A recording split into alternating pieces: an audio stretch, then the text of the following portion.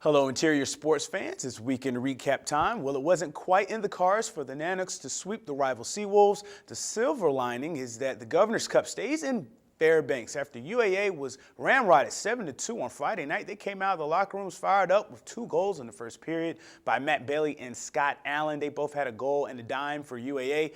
Garrick Perry, however, he made it a 2-1 game with his goal in the second period, but the Seawolves would close out with a 3-1 win. The series was tied 2-2, so the Gov Cup was decided with the shootout. Senior captain Colton Beck scored in round one, representing the seniors Mike Quinn and Cody Kunick on their senior night, but Colton Perico, he scored the decisive shootout goal. Sean Cahill, he made the clutch save, and the Nanooks get the 5th straight Gov Cup. It's unreal. I mean, for me, it's my second one, but especially for the seniors, I think it's something special for them. It's something you want to win every year, and it's a huge rivalry. They played stingy defense, and it was tough for us to generate a lot, so I'm sure we'll look at the tape through the week and get back to practicing, and we'll be ready to go come Thursday night. Interior hockey fans lucked out because they'll do it all over again. UAF will host UAA in the first round of the WCHA playoffs starting this Thursday night in the best-of-3 series at the Carlson Center.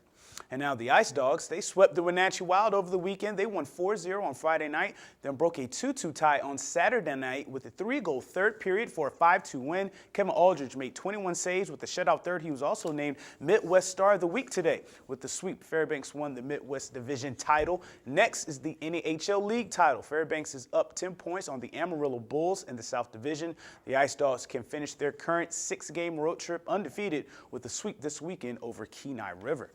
The Aurora Conference Championships were in Delta this weekend. In high school basketball, the Monroe boys won the title on Friday, but both Hutchinson teams had a chance to get the state berth on Saturday. Let's go back to Delta Junction. The Hutchinson girls and boys teams needed 2 wins on Saturday to clinch a state berth. The girls won 51-47 in overtime over Delta. The boys defeated Valdez 83-72. In the second game against Valdez, the Hutch girls played catch-up the whole game after trailing 14-5 after the first quarter.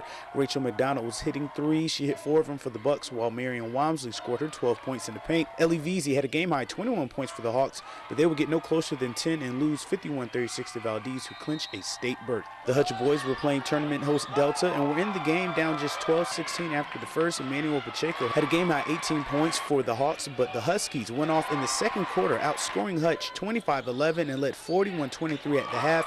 Aaron Williams and Martise Blankenship both had 16 for Delta as they go on to win 86-70 and will go to the state tournament for the first time in 11 years.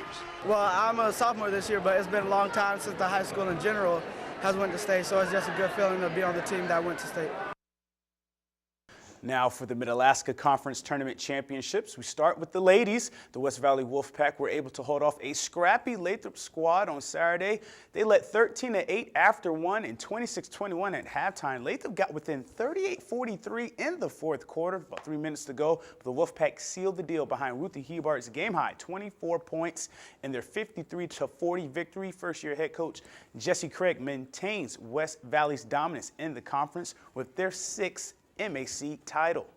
In the boys' title game, the 4th round between Lathrop and West Valley, Lathrop's only 4A losses came to West Valley this year, and the Mountain Mutes made a statement with a 15-5 first quarter lead. Lathrop's defense and shot making gave them a shocking 29-9 halftime lead. Trayvon Brackett had a game-high 18 points for West Valley, and Daniel Hornbuckle, he had 14 points. And they tried to rally in the second half, but Kyle Carlson and Terrell Ford both had 17 points, and Lathrop didn't let the Wolfpack get it any closer than 12 in the second half.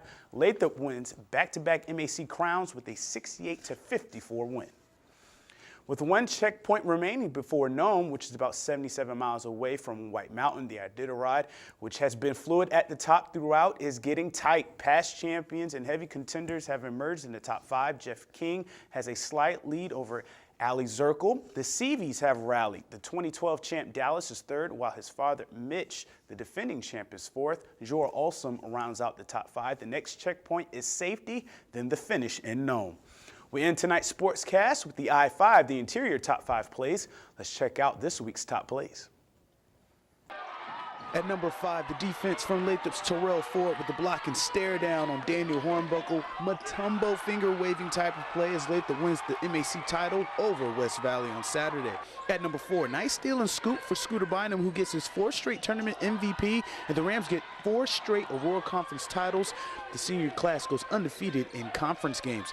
At number 3, Martise Blankenship with the nice reverse layup in the Huskies' 86-70 win over Hutch to punch their ticket to state for the first time in over a decade. At number 2, Sean Cahill's crucial save in the UAA versus UAF shootout on Saturday night to clinch the Nanook's 5th straight Gov Cup.